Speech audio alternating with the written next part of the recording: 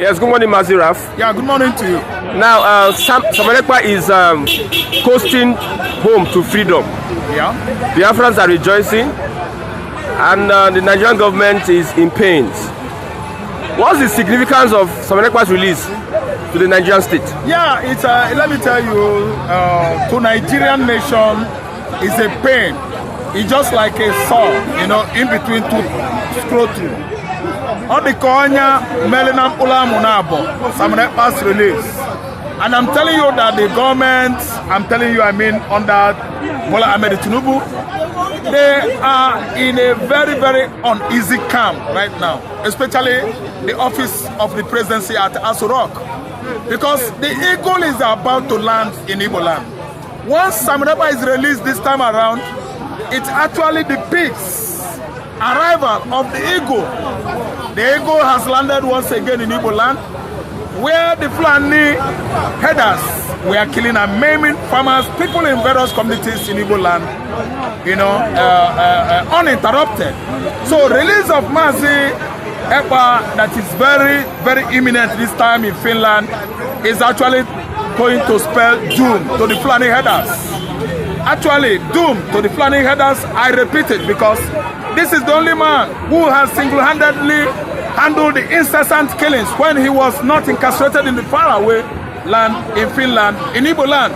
He handled the incessant killings, maiming by the Fulani headers in various communities, in various farmland in the southeastern Nigeria.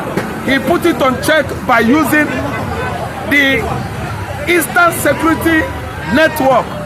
I always use some strong, powerful adjective while qualifying ESN. Because of the kind of resilience, because of the kind of assiduity, diligence, they actually added to their job. Jobs well done across Igbo forests, across Igbo bushes and farmland when Ekpa was not in. Now that Finland, incarcerated Ekpa for over 6 months now, I can see the Fulani headers, getting loose.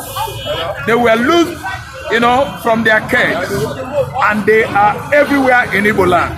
Look at Owerenta, look at Okigwe, look at Idago, look at Ebonyi. What is going on in Enugu Ezike and Ihamufu, Enugu State, where Fulani headers have been maiming and killing people that are living in their various slums in the farmland of Enugu State. And had Ekpa was around, had Ekpa was not incarcerated by Finland in conjunction with federal government of Nigeria, I don't see the headers killing the Igbos.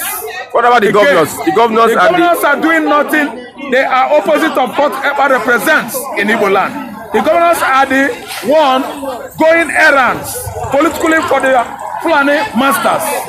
Yes, in conjunction with the Fulani Janjaweeds, southeastern governors are playing politics with the blood of Igbo man. The Fulanis are killing the farmers, raping our women in the farmland. One Flefu, the governor of Ebonyi State, is doing nothing. He's only smiling and dancing to the body language of the Fulani Janjaweeds. Both body languages are the same. Look at Pitamba. The Pitamba of Enugu State, I know, is nothing but an errand boy to the Fulanis, which was why the Fulani headers are killing and maiming the Igbos in Idago, Enugu State. The Igbos in various communities in Ogo, Ihamufu in Enugu State, Ihalumona in Enugu State, Enugu Ezike, Igbose, everywhere in the Suka constituency. The Fulanis have subjected all of them to what? To sword. They mow them down with bullets. Day in, day out, in their various slums, in the farmland, in their various communities. The Fulanis are killing, raping our women, and as if that is not enough, I would like to refer you to what is happening to our brothers and sisters in Benue. The Idomas are brothers, sisters to the Igbo land. The Egalas, they come from the same ancestry with the Igbos. We are three in Nigerian contraption: Egala, Igbo, and the Idoma. See, let me tell you, it's because Ekpa is incarcerated. That's why you see the Fulani Janjaweeds sponsoring headers across Benin land, across Delta land, across Igbo land, with Sadwana of Sokoto and the Emir of Sokoto not saying anything. They keep silent they keep mum because the people that are dying are not from his own extraction. Actually, I want to refer you to what happened at Ishan recently. Oromili. The 16 hunters, the 16 terrorists, they are not hunters. God knows what I'm saying. The Sadwana knows it, the Emir of Kano knows it, that they are not hunters. They are hunters of men. Who are hunters of men in Nigeria? The Fulani headers, who are armed to the teeth with AK-47 looking for farmers in various farmland across Nigeria to shoot, to kill. They are headers. Still, Sadwana Oskoto is claiming that they are hunters. What has Sadwana said about killing and maiming, burning to the stake 200 Benue people? Last week, we are chopped to death, burned into ashes by Fulani headers.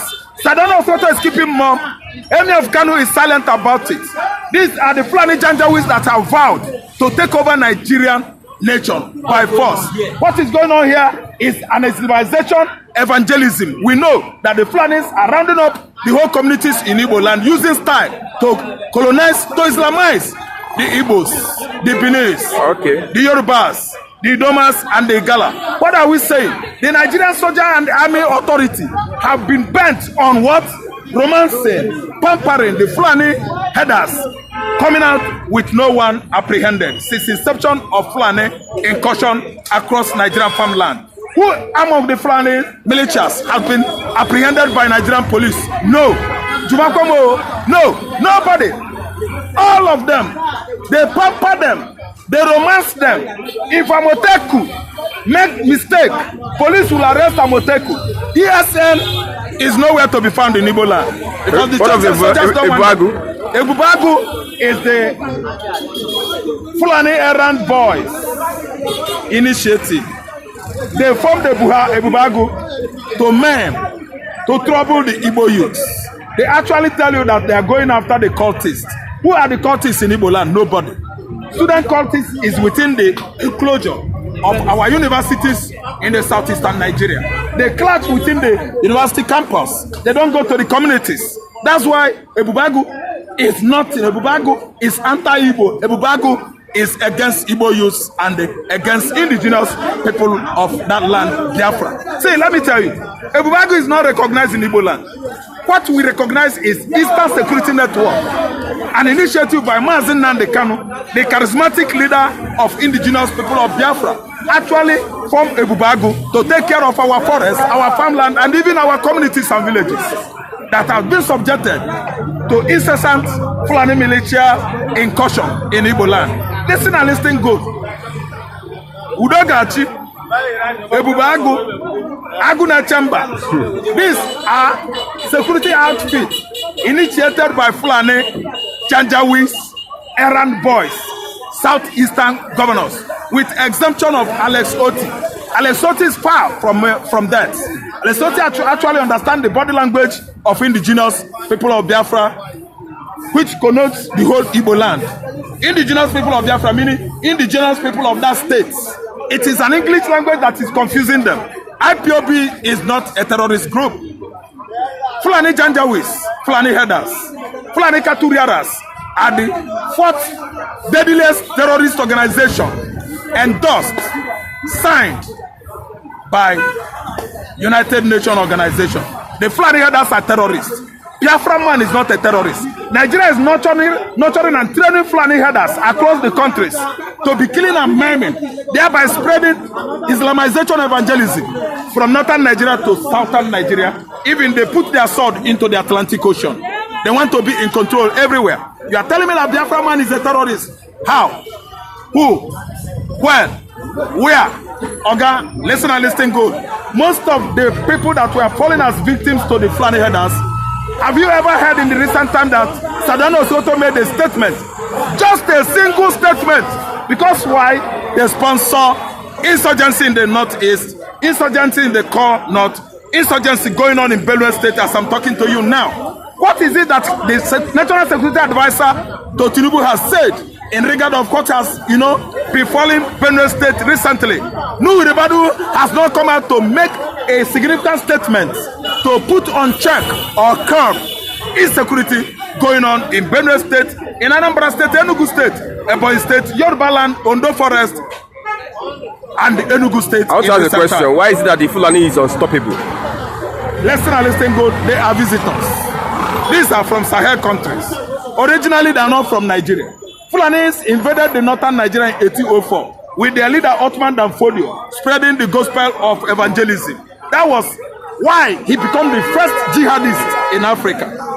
Yes, that is the reason why they have the audacity to tell you that they are number one, first-class citizen in Nigeria. That they could rape your wife, rape your children in the forest and the farmland. You cannot do anything. Who gave them the audacity? It is the government of the day. It is the government of the damn Buhari that gave the Fulani the audacity and the prerogative to get this kind of strong taproot deep down in Nigeria. In terms of politics, they have hijacked Nigerian political system. The Fulanis are the major heavyweight politicians you have in the north, not the Hausas. The Hausas are their hosts.